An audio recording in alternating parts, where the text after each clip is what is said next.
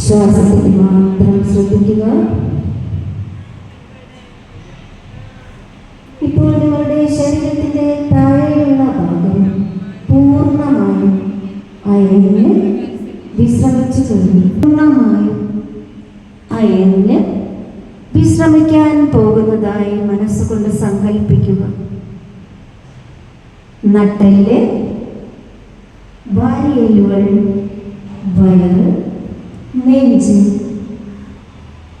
ആന്തരികാവയവങ്ങൾ, ഷോൾഡറുകൾ, വലതുകൈ, ഇടതുകൈ ഇവയെല്ലാം അയഞ്ഞ് അയഞ്ഞ് വിശ്രമിക്കാൻ പോകുന്നതായി മനസ്സുകൊണ്ട് സങ്കല്പിക്കുന്നു.